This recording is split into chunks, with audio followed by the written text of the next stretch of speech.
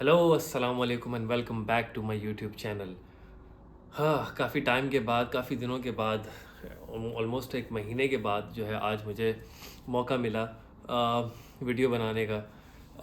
मौका तो नहीं कहेंगे, बहुत मर्तबा चांसेस मिले वीडियो बनाने के, लेकिन जाहिर सी बात है कि हमेशा की तरह जैसे कि मैंने शुरू में कहा था कि मैं कोई किसी मोनेटाइजेशन की वजह से या पैसे कमाने के लिए जो है ये चैनल नहीं बना रहा, बस अपने दिल की भड़ास निकालने के लिए ही इस पे चैनल पे वीडियोस वगैरह डालता हूँ। और दूसरी चीज़ ये होती है कि बहुत सारे मेरे दोस्त यार हैं और बहुत सारे लोग हैं जिनके पास टाइम नहीं है इतना ज़्यादा क्रिकेट को फॉलो करने का, लेकिन उनके दिल के अंदर और उनके अंदर तजस्सुस रहता है, क्यूरोसिटी रहती है कि यार क्रिकेट वर्ल्ड में क्या हो रहा है। तो उनके लिए ख़ासतौर पे ये वीडियोस बनाता हूँ ताकि उनको एक समराइज नट शेल में कुछ 20-25 मिनट के अंदर जो है वो सब कुछ पता चल जाएगा क्या चल रहा है।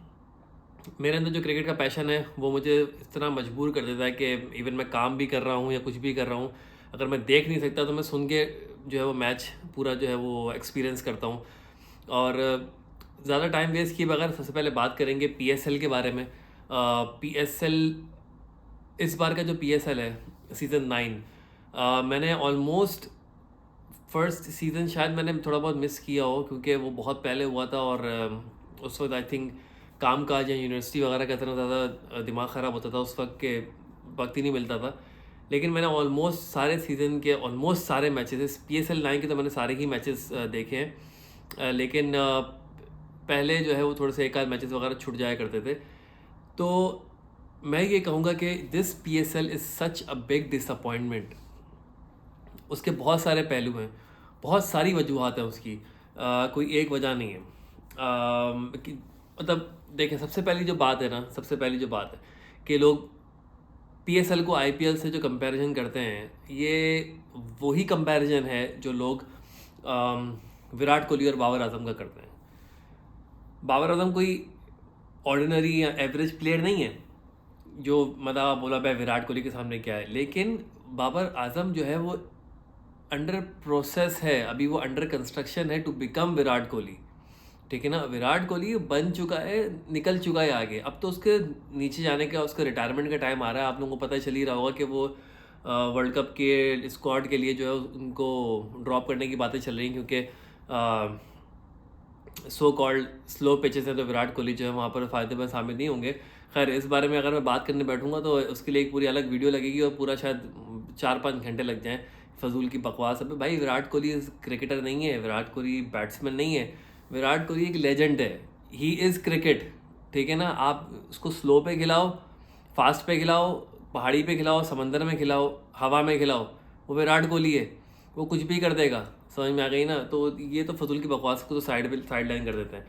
कहने का मकसद ये है कि देखो, आईपीएल और पीएसएल के अंदर डिफरेंस क्यों नहीं है, क्योंकि आईपीएल जो है वो इंडिया की जो लीग है, आप ये देखो कि इंडिया का पॉपुलेशन, इंडिया की इंडिया के स्टेट्स, इंडिया की सिटीज़ और इंडिया की जो पॉलिटिकल वैल्यूज़ और उनके जो हर आप मिनिस्टर्स से लेकर आप उनके पॉलिटिकल जो लो लेवल पे भी या ग्रेड ए या ग्रेड बी के लेवल पे भी जो लोग वहाँ पर हैं, आप उनको भी अगर काउंट करने बैठो ना, तो वो कुल मिला के पूरे पाकिस्तान के जो है ना वो एक मुल्क के बराबर एक स्टेट का पॉलिटिकल ग्रुप बनता है। कहने का मकसद ये है कि हमारे पास सिर्फ 4 स्टेट है पाकिस्तान में, इंडिया के पास पता नहीं अनगिनत स्टेट्स हैं। ठीक है ना, और उसके ऊपर जो पॉपुलेशन के ऊपर जो क्रिकेट लविंग नेशन है, जो क्रिकेट लविंग लोग हैं, वो पाकिस्तान के क्रिकेट लविंग से 5 से 6 मरतबा मल्टीप्लाई कर लो तो उतने बनते हैं। वजह ये नहीं है कि पाकिस्तान के लोगों को क्रिकेट से प्यार नहीं है, वजह ये है कि लोग कहते हैं पॉपुलेशन। ठीक है। अच्छा, दूसरी चीज़, इंडिया में वही पॉलिटिक्स है बोर्ड में, क्रिकेट बोर्ड में, जो पाकिस्तान में। लेकिन फिर भी क्यों आईपीएल ऊपर है? क्योंकि आईपीएल के अंदर जो है ना, उन लोगों ने दे नो द ट्रिक।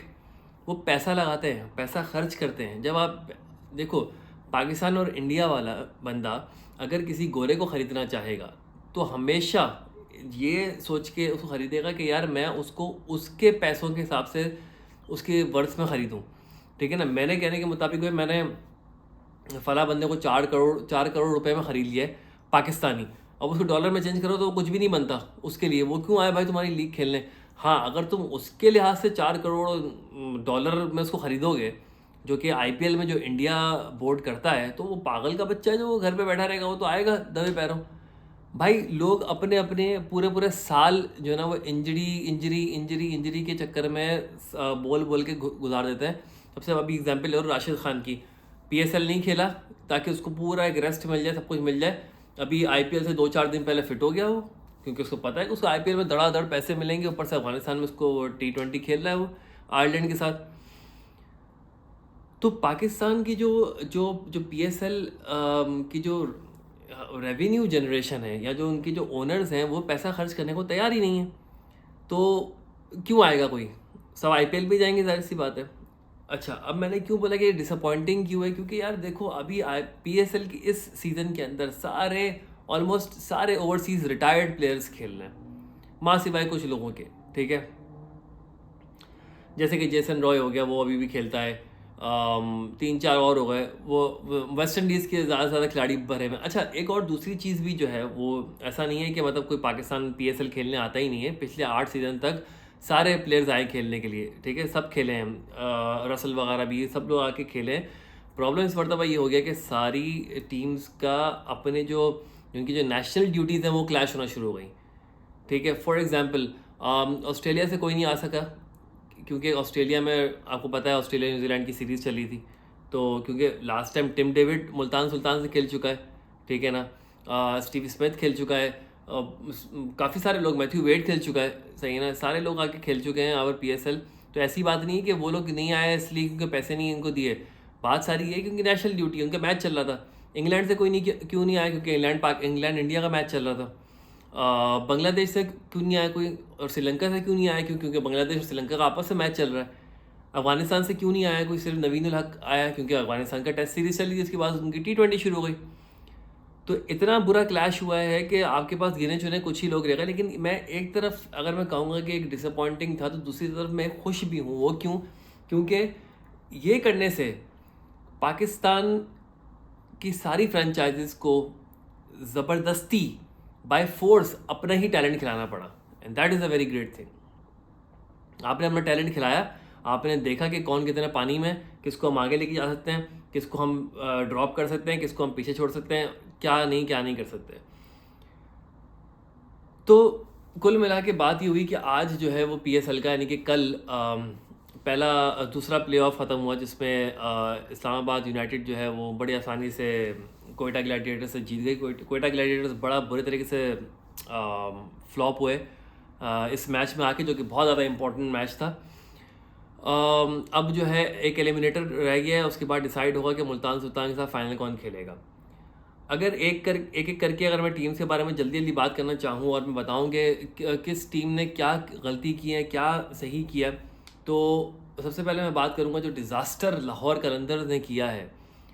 आप जो है वो 2 मरतबा पीएसएल के चैम्पियन रह चुके हो। Shaheen Shah Afridi is not captain material at all, period, ख़त्म, खलास, वो है ही नहीं भाई, वो कैप्टन नहीं बन सकता। सबसे पहली बात है कि वो अभी बच्चा है, ठीक है ना। ऊपर से आपने उसको इतना फेम दे दिया है कि भाई तू शाहीन है, बसेरा कर चट्टानों पे, पता नहीं क्या क्या, तू पहले बॉल में, पहले ओवर में विकेट लेता है, उसको बोल के तू हमारा ब्रांड है, उसको एड्स दे के ब्रांड एम्बेसडर बना के सर पे चढ़ा के उसका इतना एटीट्यूड बढ़ा दिया है कि वो अब नीचे आने का नाम ही नहीं ले रहा।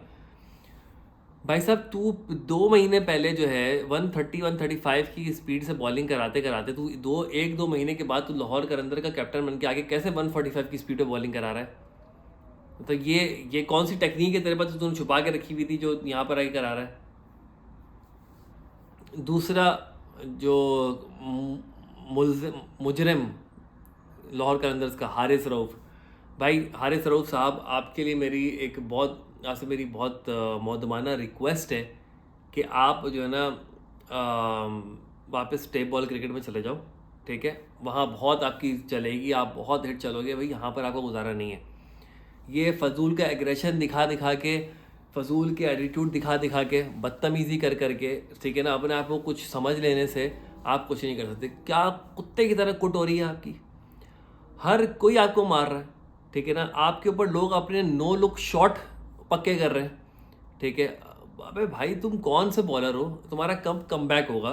तुम हर T20 में 4 ओवर में तुम 50-50 40-40 रन खा रहे हो भाई, तुम यार प्रीमियम बॉलर हो। ये होते हैं प्रीमियम बॉलर्स। गलती कहाँ है पता है? गलती यही है कि तुमने पाकिस्तान को मना किया कि तुम टेस्ट मैच नहीं खेलोगे। भाई साहब, जब तक आप टेस्ट मैच नहीं खेलोगे आपकी रूट्स पक्की नहीं होंगी, आप एक अच्छे बॉलर नहीं बन सकते वाइट बॉल के, ठीक है ना। तो आप जाके सिर्फ लीग से पैसे कमाओ और पाकिस्तान से खेलना भाई बंद कर दो, हमारी हमारी हमारे इमोशंस से खेलना बंद कर दो, हमारी वाट लगवाना बंद कर दो, ठीक है ना। ये फजूल की बॉलिंग करा करके तेज़ मार मार के कोई प्लान नहीं, कुछ नहीं, सब समझ गए आपकी बॉल को। अच्छा, तीसरा ड्रॉबैक लाहौर कलंदर्स का हुआ कि राशिद खान नहीं था, जो मैंने बताया कि वो क्यों नहीं था, क्योंकि भाई वो इंजर था, आईपीएल से पहले वो ठीक हो गया। खैर, अल्लाह बेहतर जाने।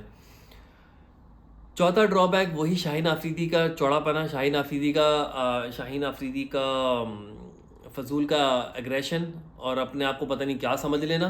भाई तू बॉलर है, तू प्रीमियम बॉलर है, तू ऑलराउंडर नहीं है, कहीं से भी दूर दूर तक नहीं है। तू नेट्स में जाके आंखें घुमा के सारे क्रॉस शॉट में एक लग गया तो लग गया वाले गेम खेलता है। तूने अपने पूरे 10 मैचेस में 5 से 6 मरतबा चौथे नंबर पर आया है, उसमें से तूने 2 मरतबा 50 मार दी। वो भी सब जानते हैं किस तरह तूने 50 मारी, आंखें बंद करके बॉलें घुमा रहा है हाथों से और स्पिनर्स पे लग के जा रहा है। How the hell is this possible कि नीचे सिकंदर रजा और डेविड वीज़ा बैठा हुआ है और तुम उससे ऊपर आके खेल रहे हो। एक तो तुम बॉलें खा रहे हो, सही तुमने छक्के मारो कुछ भी करो, लेकिन यार Sikandar Mirza ICC award winner है पिछले साल का, ठीक है ना। जिम्बाब्वे को उसने वर्ल्ड मैप पे लेकर आ गया, वो क्रिकेट को इस तरह से उसने खेला है, ठीक है ना। तुम उसके ऊपर आ गए हो यार, चौथे 5वें नंबर पे आ रहे हो, शादाब की टक्कर में आ रहे हो। शादाब अगर चौथे नंबर पे आ रहा है तो उसने शो किया है कि भाई उसी ने संभाला है पूरी टीम को, हमेशा आके परफॉर्म कर गया चौथे 5वें नंबर पे। वो 4 हो गई। अच्छा, पांचवी ड्रॉबैक जो है, आप हर मैच में शफलिंग करे जा रहे हो। अब्दुल्ला शफीक तू आ जा, अब्दुल्ला शफीक तू बाहर चला जा। ऑल ऑफ द सडन आप आखिरी मैच में ताहिर बेग को ले आए खिलाने के लिए। आपने एक ही बैट्समैन आपके फॉर्म में था, रासी विंडरसन, उसको बिठा दिया आपने। वाह भाई। और नहीं, वो चौथा नहीं, वो 5वां भी बताऊंगा मैं, ठीक है। आपने इतनी शफलिंग की कि आपका दिमाग ही ख़राब हो गया। आपको समझ भी नहीं आ रहा कि मैं अपना किसको क्या खिलाऊँ। आकिब जावेद साहब बड़ी बड़ी बातें करते रहते हैं बैठ के, ठीक है ना, और अपनी खुद की टीम से संभाली या नहीं, पाकिस्तान की टीम को संभालने की बातें करते हैं। 5वां डिज़ास्टर सबसे बड़ा, जिससे मुझे शदीद नफ़रत हो रही है, वो है फ़खर ज़मान। अबे भाई, मतलब तुम एक किसी इतना टैलेंट पड़ा हुआ है पाकिस्तान के अंदर, तुम किसी भी लेफ्ट आर्म बच्चे को ले आओगे ना, उसको तुम 10 मैच खिलाओगे ना यार, वो किसी एक मैच में तो तुम्हें परफॉर्म करके दे देगा। 10 के 10 मैच में इसने जो है ना कुछ नहीं किया, ज़ीरो। पता नहीं कौन क्यों सर पे चढ़ाया हुआ है उसको, उसने एक आध मैच जिता दिए तो भाई बख्श दो, जान छोड़ दो, उसको हटा दो, साइम अयूब को ले आओ उसकी जगह पे, फ़खर ज़मान की छुट्टी कर दो। कितने मैचेस उसको और खिलाने हैं, कितना उसको और बैक करना है, कितना उस पर और इन्वेस्ट करना है। इन लोगों को लीग्स खेलने दो भाई। तो ये होगा भाई लाहौर कलंदर के डिज़ास्टर्स। अब बात करते हैं कराची किंग्स की। कराची किंग्स जो है वो हमेशा से एक पता नहीं क्यों पनौती टीम रही है भाई। बाबर आजम ने भी कराची किंग्स छोड़ दी। कराची किंग्स का जो मुझे लगता है जो ओनर है ना, या जो मैनेजमेंट है, वो समझ नहीं पाता है कि बाइंग किस तरह से करनी है, कौन से खिलाड़ियों को लेना है, किस तरह से प्लेइंग 11 बनानी है आपकी, और किस तरह से अपना स्क्वाड बनाना है। उनके अंदर भी शफलिंग धड़ाधड़ चढ़ती रही। 2-4 मैच जो उनके अच्छे गए, वो भी आपको पोलार्ड ने नीचे से आके खेल के जिता दिए, ठीक है। और माशाल्लाह जो हमारे अजीम एक और कैप्टन है शान मसूद साहब, वही फ़खर ज़मान वाली कैटेगरी, 10-12 मैच खेल के एक मैच में ही परफॉर्म नहीं कर रहे हो और कैप्टन बन के बैठे हो। सिर्फ तुम्हें इंग्लिश बोलनी आती है तो तुम बस टीम के कैप्टन भी हो टेस्ट के। पता नहीं भाई ये किस बेसिस पे, अगर तुम टेस्ट टीम के कैप्टन हो तो तुम्हें T20 खिलाया क्यों जा रहा है, वो भी PSL। अबे तुमसे 10 गुना अच्छा तो अहमद शहजाद और उमर गुल थे, उनको ले लेते, ठीक है ना। आपका कैप्टन नल्ला निकला, आपकी टीम ने कुछ नहीं किया, वही शोएब मलिक रन बना रहा है, वही पोलार्ड रन बना रहा है। बॉलिंग में आपने मीर हमजा अच्छी बॉल कराता है, एक मैच खिला तो अगले मैच ड्रॉप, फिर खिला तो फिर ड्रॉप, फिर खिला तो फिर ड्रॉप, तमाशा लगाया हुआ है। तो कराची किंग तो सबसे ज़्यादा घटिया टीम PSL की है, अभी से नहीं शुरू से ही ऑलमोस्ट। अच्छा, फिर बात करते हैं कोयटा ग्लैडिएटर्स की बात कर लेते हैं। चलो, कोयटा ग्लैडिएटर्स जो है ना एक बहुत ही मिक्सड अप टीम रही। जब सरफराज अहमद की इस बार कैप्टनसी नहीं थी, रायली रूसो ने कैप्टनसी की, लेकिन रायली रूसो भी जो है वो कैप्टन बन के नल्ले हो गए, उन्होंने कुछ नहीं किया। वो भी शान मसूद फ़खर ज़मान की तरह कुछ भी नहीं किया उन्होंने। आज के मैच में भी उन्होंने कुछ नहीं किया। मुश्किल से 10-15 रन बना के 0 पे आउट होके 5 रन पे आउट होके निकलते रहे।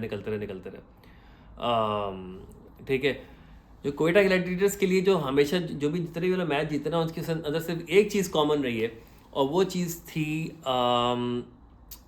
आपके ओपनिंग स्टैंड जेसन रॉय और सऊद शकील से। उन दोनों ने रन किए हैं तब आप लोग जो है वो मैच को जीते हो, उन्होंने रन नहीं किए हैं वो मैच आप लोग हारे हो। आपका मिडिल ऑर्डर बिल्कुल घटिया था, कुछ नहीं करा किसी ने भी आपके मिडिल ऑर्डर में आके, ठीक है ना, किसी काम का मिडिल ऑर्डर नहीं था आपका। और टेल एंडर तो आप छोड़ ही दो। मासी भाई एक गेम के जिसमें मोहम्मद वसीम जूनियर ने शाहीन आफरीदी को जो लेग पे छक्का मार के मैच जितवाया, आहा क्या मैच था वो। लेकिन यही कि सऊद शकील एक और बड़ी अच्छी फाइंडिंग आप T20 में निकल के आए, क्या खूबसूरती से वो बंदा खेलता है। मैं तो उसको बोलता हूँ वो लेफ्ट आर्म बाबर आजम है, क्या खूबसूरत उसकी ड्राइव्स हैं, क्या वो कट शॉट्स खेलता है, क्या अंडरस्टैंडिंग है उसकी, स्पिन को अच्छा खेलता है, फास्ट को अच्छा खेलता है, हर चेक बॉक्स जो है ना वो चेक करता है, सिवाय आज के गेम, कल के गेम के, जिस पे वो शायद पहली मरतबा डक पे आउट होके गया है इस पूरे PSL के अंदर। तो कोयटा ग्लैडिएटर्स के बारे में इतना कुछ बात करने वाली बात है नहीं। बस मैं ये कहूँगा कि नेक्स्ट सीज़न से सरफराज भाई आप संन्यास ले लो, अब आप जाओ, अब या कोचिंग करो या तो टीम की, या प्लीज़ अब जान छोड़ दो, किसी और को ऊपर आने दो यार, बस कर दो अब, ठीक है। अच्छा, फिर हम बात करेंगे इस्लामाबाद यूनाइटेड की। इस्लामाबाद यूनाइटेड की टीम बहुत ज़बरदस्त थी, ठीक है ना, रही है, अभी भी उनका चांस है फाइनल में आने का, जिसके अंदर शादाब की कैप्टनसी बहुत ज़्यादा निखर के सामने आई। शुरू में एलेक्स हेल कुछ नहीं कर पा रहे, कॉलिन मनरो ने बड़ा अच्छा खेला है, ज़बरदस्त, मार्टिन गप्टिल ने कल खेला अच्छा, शादाब खुद चौथे नंबर पर आके ज़बरदस्त इनिंग्स खेल के अपनी टीम को जिता के जा रहा है। आपके पास फिर आज़म खान है, चल रहा है, बस वो चलाए जा रहा है उसको भाई, तो 1-2 छक्के मार के काम कर देता है। आगा सलमान बहुत खूबसूरती से जो है ना वो गेम को लेके चल रहा है। और आपके पास कौन है नीचे से, नसीम शाह ने और उसके भाई हुनैन शाह ने बहुत अच्छी पेस संभाली हुई है। और इमाद वसीम जो कि नहीं चल रहे थे, वो पिछले 2 मैचेस से चल गए हैं और वो क्रूशल मैचेस में चले, ये बहुत अच्छी बात है। पहले परसों वाले मैच में 2 दिन पहले वाले मैच में उन्होंने बैटिंग से जितवाया, कल वाले मैच में उन्होंने क्या खूबसूरत बॉलिंग करा के कोयटा ग्लैडिएटर्स का जो मेन क्रीम जो थी, जो रन बना रही थी, उनको 3 लोगों को जो है इमाद वसीम ने आउट किया, जिसके अंदर हमें सऊद शकील था, रायली रसो था और ख्वाजा नाफे था आई गेस, उनको जो है वो आउट किया। तो इमाद वसीम का बड़ा अच्छा कमबैक हुआ है, बड़ी अच्छी खुशाइन बात है। और अच्छा, कोयटा ग्लैडिएटर्स के बारे में मैं एक बहुत इंपॉर्टेंट 2 बातें करना भूल गया। सबसे पहली बात तो ये, ख्वाजा नाफे जो है वो भाई साहब, अब यही पाकिस्तान का मसला है ना, हमारे पाकिस्तान का यही मसला है कि एक बंदा, मैं भी एक पोस्ट देख रहा था, वहाँ पर उसमें था कि किसी ने एक वाइल्ड लाइफ फोटोग्राफी टाइप की कुछ की हुई है, बड़ी खूबसूरत, उसने अपनी जान जोखिम में डाल के, बड़ी मुश्किलों में डाल के उसने फ़ोटोज़ ली हैं और उसने यूट्यूब पे पोस्ट किए, और उसके व्यूज़ कुछ 600-700 व्यूज़ हैं उसके। और दूसरी तरफ जो है वो भाई साहब वो टिकटॉक के वो मावे वाले 3-2-1 पिल्ले की बीवी के साथ अपने, उसकी वीडियो है किसी शो में, उसकी बजाए जा रहे हैं, और वो गंदे जोक्स और ये वो सारी उल्टी सीधी बातें कि तेरी माँ ये, तेरा वो, ये सब कुछ सारी चीज़ें कर करके उनके 2.3 मिलियन व्यूज़ हुए हैं। तो वो बता रहे थे कि भाई ये है प्रायोरिटीज़ लोगों की, कि टिकटॉक पे मावे वाले, गुटके वाले, दांतों वाले लोग आके 3-2-1 पिल्ले करते हैं और उनको मिलियन व्यूज़ मिल जाते हैं, और जो बंदा इतनी मेहनत करके पाकिस्तान का नाम बनाने के लिए वाइल्ड लाइफ फोटोग्राफी करने पहुंचा हुआ है, उसको टगे के व्यूज़ नहीं मिल रहे। तो इस ज़माने में ख्वाजा नाफिन एक बड़ा अच्छा टैलेंट है, मैं मानता हूँ, बिल्कुल ऐसी कोई बात नहीं भाई, अच्छा बैट्समैन है, सही है, ठीक है। उसने अपनी वीडियो डाली टिकटॉक पे, फेसबुक पे डाली, वहाँ से वो सिलेक्ट हो गया। पहली बार शायद ऐसा कोई सिलेक्ट हुआ टीम में बंदा PSL में जो कि बगैर ट्रायल दिए सिर्फ वीडियो के थ्रू सिलेक्ट हो गया।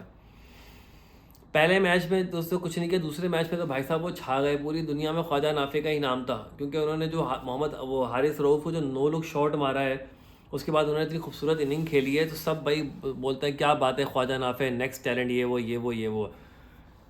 लेकिन ख्वाजा नाफे निकले एक झाग, जो कि झाग की तरह ही बैठ गए सिर्फ एक परफॉर्म करके। मुझे ये समझ में भी नहीं आता कि यार ये एक दिन की परफॉर्मेंस से आप कैसे टीम में इतना आगे चल जाते हो। भाई परफॉर्म करो सही तरीके से यार, कुछ नहीं, ये क्या कर रहे हो आप, 10-10 रन के अंदर आउट होकर आ रहे हो, एक मैच में अच्छा खेल लिया बस। और दूसरी चीज़ जो कोयटा ग्लैडिएटर की मैंने जो मिस की बताना, वो थी मोहम्मद आमिर की बॉलिंग। आई हेट टू से दिस, इवन तो मुझे मोहम्मद आमिर से शदीद नफरत है, लेकिन आई हेट टू से दिस कि भाई इस PSL का बेस्ट बॉलर मेरी नज़र में जो ना मोहम्मद आमिर ही है। माना उसने विकटें नहीं ली हैं, ठीक है, लेकिन भाई क्या खूबसूरत बॉलिंग करा रहा है यार, क्या इकोनॉमिकल ओवर्स कराता है वो, क्या उसकी अंडरस्टैंडिंग है।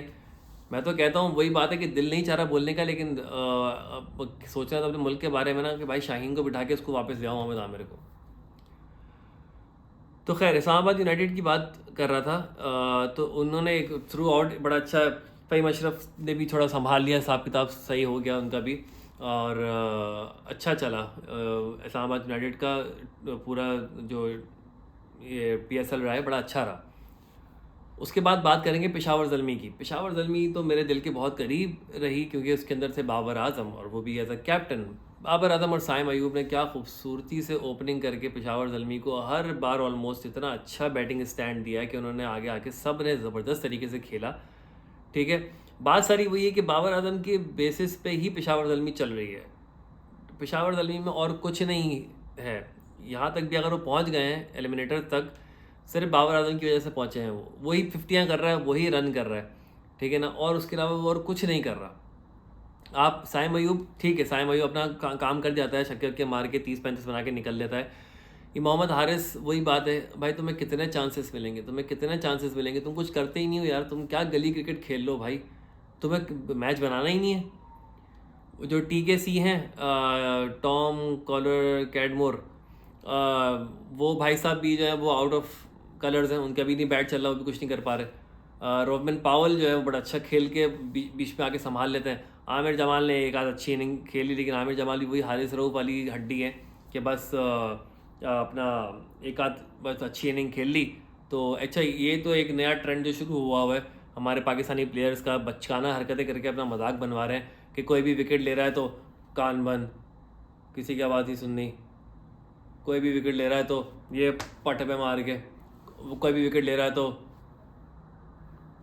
कोई भी विकेट ले रहा है तो, कोई भी विकेट ले रहा है तो, मतलब अच्छा ये हो गया दूसरा ट्रेंड। क्या चाह रहा है भाई, क्या चाह रहा है, किसी के बाबर आजम का क्या चाह रहा है, आ रहा है आ रहा है आ रहा है आ रहा है आ रहा है आ रहा है, ओहो ड्रॉप हो गया कैच। सब आ गए, सब आ रहे हैं तालियां बजाते हुए आपको ताली मारने के लिए। Oh it's okay it's okay it's okay it's okay, no problem. अगला जिसका आपने कैच ड्रॉप किया वो आपको 100 मार के चला गया, आप मैच हार गए, आप टूर्नामेंट से बाहर हो गए। भाई ये किस तरह के ट्रेंड चल रहे हैं, समझ में नहीं आ रहा। अबे आप कैच ड्रॉप कर रहे हो तो आप सारे मिलकर उसको गाली दो, ताकि वो नेक्स्ट टाइम डर के कैच पकड़े। आप तालियां मार रहे हो उसको आके, ये आप एक एक विकेट लेके, वही बात हो गई। ये आमिर जमाल जो कान बंद कर रहा है, सब कुछ कर रहा है, और ये अब्दुल्ला शफीक जो कान मुंह बंद होट मुंह बंद करवा रहे लोगों के, सब कुछ कर रहे हैं। अभी ऑस्ट्रेलिया में क्या तुम लोग करके आए हो, इतने कैच ड्रॉप और इतनी बुरी तरीके से तुम लोग हार के आए हो, उसके कान कौन बंद करेगा। तो ये आमिर जमाल भी भाई वही उसी तरफ निकल पड़े हैं, ये भी हारिस रऊफ वाली कैटेगरी है। और मेहरान मुमताज़ एक बड़ा अच्छा लेग स्पिनर मिला है। अगर आपको, मैं कहता हूँ कि अगर आप नवाज़ को ही खिलाना है तो भाई इसको खिला लो, मेहरान मुमताज़ को, बहुत अच्छा बॉलर है ये, आपका फ्यूचर भी है। और सबसे आखिर में बात करेंगे मुल्तान सुल्तान्स की। यार मुल्तान सुल्तान्स मेरी हमेशा से फेवरेट टीम रही है, क्या खूबसूरती से लोग खेलते हैं यार। Mohammad Rizwan is a potential T20 captain for Pakistan team. मैं आपको बता रहा हूँ यार, he has all the abilities. किस तरह वो अपने बॉलर्स को, अपने बैट्समैन को, अपने अपने आप को किस तरह से वो यूटिलाइज करता है, माइंड ब्लोइंग यार। यही वजह है कि वो फाइनल में है मुल्तान सुल्तान। सबके बारे में बात करना बनता है भाई, शुरू से लेकर आखिर तक। सबसे पहले आप मोहम्मद रिजवान की बात करो। ओपनिंग में जब वो आता है, अभी तो यासिर के साथ आ रहा है, यासिर बहुत अच्छा स्टैंड दे रहा है उसको खेलने का, बड़ा अच्छा खेल रहा है। और मोहम्मद रिजवान ख़ुद भी बहुत अच्छा खेल रहा है, ठीक है। उसके अलावा जो है वो तीसरे नंबर पे जो बंदा आ रहा है उसकी तो क्या ही कहने हैं, उसी की चर्चा चल रही है। और ये होता है टैलेंट, और ये होता है टैलेंट जो बताता है कि भाई मेरी जगह बनती है टीम में, या मुझे जो है वो खेलना चाहिए, मुझे जगह बनाओ। उस टैलेंट का नाम है उस्मान खान, जो कि अभी रिसेंटली UAE में रह रहा है तकरीबन को 3 साल से, लेकिन ओरिजिनली वो पाकिस्तान से है। अब मसला सारा क्या है कि उसने कोई तकरीबन 6 से 7 नहीं, मेरे ख्याल में 5 इनिंग्स खेली हैं मुल्तान सुल्तान की तरफ से, और उसमें से 3 इनिंग्स में जो है उसका स्कोर जो है वो 2 में उसकी सेंचुरीज़ हैं और एक में 96 है। अब आप इमेजिन करो कि एक बंदा, एक लड़का जो आपके 3 मैचेस में कंटिन्यूसली ऑलमोस्ट सेंचुरी मारता है, वो 96 में उसके साथ बेचारे के साथ बहुत नाइंसाफ़ी तो नहीं, हार्ड लक हो गई कि वो सेंचुरी नहीं स्कोर कर पाया, तो वो तो एक ख़तरनाक किस्म का रिकॉर्ड हो जाता। आपने सिर्फ 3 मैचेस के अंदर पीएसएल की जो हिस्ट्री में सबसे ज़्यादा सेंचुरीज़ की हुई हैं वो कामरान अकमल ने, उसको आपने मैच कर लिया और आपने बता दिया कि आप कितना बड़ा टैलेंट हो, और आपने पाकिस्तान क्रिकेट बोर्ड के मुंह पे एक थप्पड़ मारा है। आपने दुनिया को दिखाया है कि किस तरह से इस तरह के कितने उस्मान खान जो हैं हम लोग ज़ाया कर रहे हैं, सिर्फ पॉलिटिक्स की वजह से और जुगाड़े ना होने की वजह से। यही बंदा पाकिस्तान से अगर खेल रहा होता तो आज हमारी टीम को वो कहाँ लेके पहुँचा होता। या अभी रिसेंटली उससे वकारी ने उससे इंटरव्यू में पूछा तो उसने यही बताया कि अब बहुत ही मुश्किल है, क्योंकि he wants to play from UAE team, क्योंकि यूएई ने उसको बहुत अच्छा सहारा दिया है, और आज जो वो मशहूर है या पीएसएल खेल रहा है या दुनिया में जाना पहचाना जाता है, तो वो सिर्फ इसी वजह से, क्योंकि यूएई ने उसको सपोर्ट किया। उसके बाद भाई बारी आती है दी इफ्ती मेनिया की। इफ्तिखार भाई तो चाचा साहब तो क्या चल रहे हैं यार, ओए होए होए होए, इफ्तिखार अहमद क्या खूबसूरत बैटिंग कर रहा है यार, क्या उसने मिडिल ऑर्डर संभाला हुआ है, क्या वो तने तने मारता है, वो सामने बॉलर को तो देखता ही नहीं कि कौन है, जो उसके सामने आता है उसको वो फोड़ रहा है, वो अच्छे से रन बना के निकल रहा है। खुशदिल शाह की मैं बात करूँगा नहीं, खुशदिल शाह को हटा दो।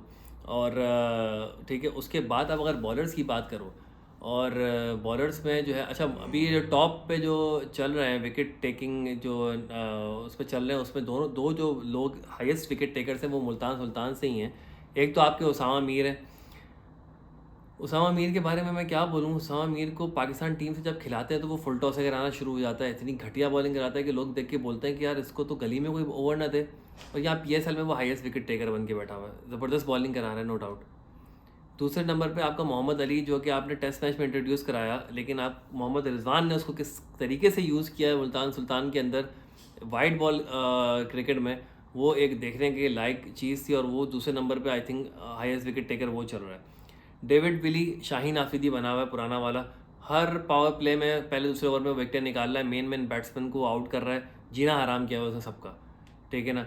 अच्छा, उसके बाद बारी आती है क्रिस जॉर्डन की। क्रिस जॉर्डन इतने अरसे से हम उसको देखता आ रहा हूँ, खेलता आ रहा है, वो उसकी एज ही बढ़ती आ रही है, फिर भी वो बंदा 144 किलोमीटर की स्पीड से बॉल फेंक रहा है, और एक्यूरेसी इसकी ज़बरदस्त है, और वो विकेट लेके जा रहा है।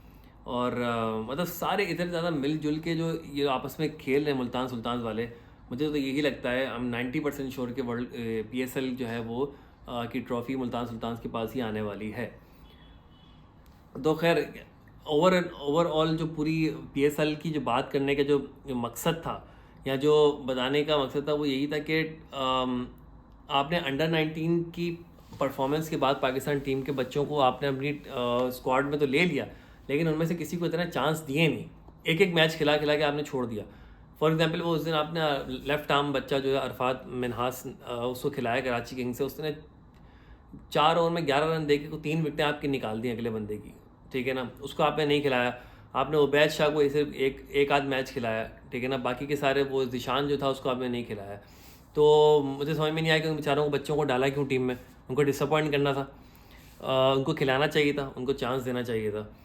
और आई थिंक नेक्स्ट पीएसएल जो हो उसके अंदर मैनेजमेंट को ये सोचना चाहिए कि यार पहले वो देख लें कि वर्ल्ड वाइड किस तरह के मैचेस चल रहे हैं, ताकि उस हिसाब से आपके पास क्रिकेटर्स आएँ बाहर से खेलने के लिए। आईपीएल की तरह अगर आपने बनना है तो आपको देखना पड़ेगा कि आईपीएल वो तब करवाते हैं जब सबके मैचेस ख़त्म हो जाते हैं, और तब वो जो है आपके प्लेयर्स की अवेलेबिलिटी होती है तो सब खेलने के लिए आते हैं। अब पीएसएल के सिर्फ 2 मैच रह गए, एक एलिमिनेटर रह गया, दूसरा जो कि आज है, और एक रह गया है आपका फाइनल, जो कि मुल्तान सुल्तान के साथ अगली टीम जो भी होगी वो खेलेगी। उसके बाद थोड़ा सन्नाटा हो जाएगा, और उसके बाद होगा धमाका, उसके बाद आएगा वो उसके बाद कहते हैं ना खामोशी होगी, तूफ़ान आने से पहले वाली जो खामोशी होती है वो होगी पीएसएल के बाद, क्योंकि उसके बाद आना है आईपीएल का तूफ़ान। ज़बरदस्त किस्म की टीमें मैंने स्क्वाड्स देखे हैं, बहुत ही मिक्स्ड एंड मैच हैं, ज़बरदस्त, सब पागल हुए हुए हैं इधर उधर। मुंबई इंडियंस वाले तो बहुत ही ख़तरनाक मूड में लग रहे हैं, और उनके ख़िलाफ़ जो खेलने वाले हैं सब वो भी बहुत ख़तरनाक मूड में है, जो हार्दिक पांड्या और रोहित शर्मा का सीन चल रहा है। और ऋषभ पंत के लिए मैं बहुत ज़्यादा एक्साइटेड हूँ। आईपीएल के बारे में खैर अभी बात नहीं करेंगे, उसका एसेंस ख़त्म नहीं करेंगे, जब वो आईपीएल शुरू होगा तब उसके बारे में डिस्कशन करेंगे। लेकिन हाँ, मैं एक सरसरी सी जाते जाते आखिरी में इंडिया की टीम की बात करना चाहूँगा, जो कि इंग्लैंड के साथ टेस्ट सीरीज़ जो जीता है इंडिया ने। पहले ये बोलते थे ना कि यार आपने जो है वो आप ग्राउंड होम ग्राउंड में खेल रहे हो, लेकिन जो अगली टीम आई है वो उन्होंने अपनी सी या डी टीम भेजी है, क्योंकि उनकी पूरी टीम नहीं आई है, तो आपने उनको सीरीज हरा दी, तो आप बोलते हैं यार उनको तो सी डी टीम आई थी, तो ऐसा हो गया। यहाँ पर उल्टा हो गया, आपकी इंडिया की यंग टीम खेल रही थी और आप इंग्लैंड की फुल प्रूफ टीम लेकर आए थे, अपनी टॉप टू बॉटम आपकी ए क्लास की टीम लेकर आए थे, और आपको इतना बुरे तरीके से हराया है, इतने बुरे तरीके से हराया इंडिया ने कि मतलब मैं क्या बोलूँ। इनिंग्स से हारना ना बेइज्जती है टेस्ट मैच में, एक इनिंग्स से हारना, और आप मेरे ख्याल में दो मैचेस में हारे हो एक इनिंग्स से। जायसवाल ने इतना खूबसूरत तरीके से 2 मरतबा डबल सेंचुरीज मार के आपको दिखाया है कि यार टेस्ट मैच कैसे खेला जाता है। कि इंग्लैंड ने जो बेसबॉल का जो शोर मचाया हुआ था ना, उनके मुंह पे उठा के बेसबॉल मारी रोहित शर्मा ने। क्या खूबसूरत कैप्टनसी की थ्रू आउट टेस्ट मैच में, पूरे 5 मैचेस में, शुरू से लेकर आखिर तक किस तरह से उसने जो है कुलदीप यादव को यूज़ किया। और अश्विन की तो बात छोड़ ही दो यार, क्या बंदा है, अभी तक उसकी बॉल नहीं समझ पा रहा कोई। इतना अरसा उसके हो गया बॉलिंग डालते डालते, लेकिन अभी तक उसकी बॉल को कोई समझ नहीं पा रहा है। तो अश्विन एक बहुत बड़ी हाईलाइट थी, जायसवाल एक बहुत बड़ी हाईलाइट थी, रोहित शर्मा का फॉर्म में बैक आना, सेंचुरी करना, वो एक बहुत बड़ी हाईलाइट थी। शुभमन गिल का फाइनली वो करना, वापस आना ज़बरदस्त था। फास्ट बॉलर्स आपके इतने वो खास चल नहीं पाए, क्योंकि बुमराह तो चलता ही चलता है, बुमराह ना चलेगा तो ऐसा तो हो ही नहीं सकता। उसको तो वो तो T20 है, ODI है, टेस्ट मैचेस में वो हर उसमें चलेगा। सिराज नहीं चला इतना, लेकिन ज़रूरत पड़ी ही नहीं, क्योंकि आपके स्पिनर्स ने उनको जीने ही नहीं दिया इंग्लैंड को। कुलदीप यादव ने जीने नहीं दिया, जडेजा ने जीने नहीं दिया, अश्विन ने नहीं जीने दिया, ठीक है ना। और उनके बैट्समैन को तो पता ही नहीं करना क्या है, ना रूट चला, ठीक है ना। वो जैक क्रॉली एक आध मैच में चल गया। बेन स्टोक्स जो है वो बस अपनी हवाइयों में गुम है, वो बेसबॉल पे लगे हैं, T20 समझ के खेल रहे हैं, वो नहीं चले। जॉनी बेयरस्टो वो फ़खर जमान वाला काम है, खींचे जा रहे हो उसको हर मैच के अंदर, करता कुछ नहीं है वो, ठीक है। और वो बेचारा जिमी एंडरसन 40-45 साल का हो रहा है, अभी तक वो आपकी बॉलें करा करा के वो रोहित शर्मा को, सबको, जायसवाल वगैरह को आउट कर रहा है, शर्म करो, ठीक है। आपका वो जो बेन टकेट है वो भी नहीं चल रहा। ओली पॉप जो है वो पता नहीं क्यों आपने अपने स्क्वाड में डाला है, मुझे उसका समझ में नहीं आता कि वो क्या कर रहा है। तो ऑल इन ऑल आपकी टॉप क्लास इंग्लैंड की टीम जो थी वो ढेर हो गई इंडिया की यंग टीम के सामने, जो कि 50% यंग थी, 50% एक्सपीरियंस थी। अब आप ये बोलो कि यार घर पे बुला के हराया, ये करा वो करा, तो भाई घर पे बुला के हराने का मकसद मुझे आज समझ में नहीं आया। ऐसा थोड़ी है कि जब वो घर पे बुला के आपके साथ खेल रहे हैं तो कोई उनके पास ड्रॉप इन पिचेस हैं, कि जब वो बैटिंग करने के लिए आएंगे तो वो पिच पलट के जो है ना उनके फ़ायदे की हो जाएगी, बिल्कुल रोड बन जाएगी। लेकिन जब आप आओगे तो वो पिच पलट के जो है वो उनकी बॉलिंग के फ़ायदे की हो जाएगी। ये फजूल के रोना मचाना बंद कर दो यार, ठीक है ना। टैलेंट की कदर करो भाई, सही है ना। दिखाया है टैलेंट, जायसवाल ने टैलेंट दिखाया है अपना, रोहित शर्मा को दिखाने की ज़रूरत नहीं है टैलेंट। आप ये देखो कि विराट कोहली के ना होते हुए भी आपको विराट कोहली की कमी महसूस नहीं हुई। तो ओवर एंड ऑल अभी वर्ल्ड टेस्ट चैम्पियनशिप में जो है इंडिया नंबर 1 पर है, ठीक है। और बाकी अभी बहुत सारे मैचेस होने हैं, टेस्ट सीरीज़ होनी है, उसमें देखा जाएगा कि क्या होता है क्या नहीं होता। लेकिन भाई टॉप नॉच जो है वो इंडिया टीम इस वक्त चल रही है फॉर्म में। T20 के लिए कॉम्बिनेशन बनाना बड़ा मुश्किल हो जाएगा, लेकिन लेट्स सी व्हाट हैपन्स, अभी बहुत जल्दी उस बारे में बात करना। लेकिन यही था ओवरऑल। मैंने बात करनी थी PSL के बारे में, इंडिया की जो टेस्ट सीरीज़ हुई उसके बारे में। IPL आने वाला है, वो बड़ा ज़बरदस्त काम होने वाला है। और एक और अभी नई आई है कि भाई ट्राई नेशन सीरीज़ होने वाली पाकिस्तान में, वो उसकी बातचीत चल रही है, वो देखते हैं। और वर्ल्ड कप T20 आने वाला है, जो कि USA और वेस्ट इंडीज़ में होना है, तो वो भी एक डिफरेंट स्टोरी है, देखते हैं क्या होता है क्या नहीं होता। बस अभी के लिए इतना ही। मैं नेक्स्ट वीडियो में देखता हूँ कब आता हूँ, कुछ धमाकेदार मसालेदार चीज़ें जमा करके और आप लोगों के सामने लाता हूँ। अभी PSL के मैंने एक पूरी समरी बता दी है, तो जिसने पूरा PSL नहीं देखा, आई होप कि आप मेरी सारी बातें सुन के आपको समझ में आ गया होगा कि कौन सी टीम किसके खिलाफ़ खेल रही है, कौन सी टीम में कौन था कौन नहीं था, क्या हुआ क्या नहीं हुआ। तो या that's it, thank you for watching, I will see you.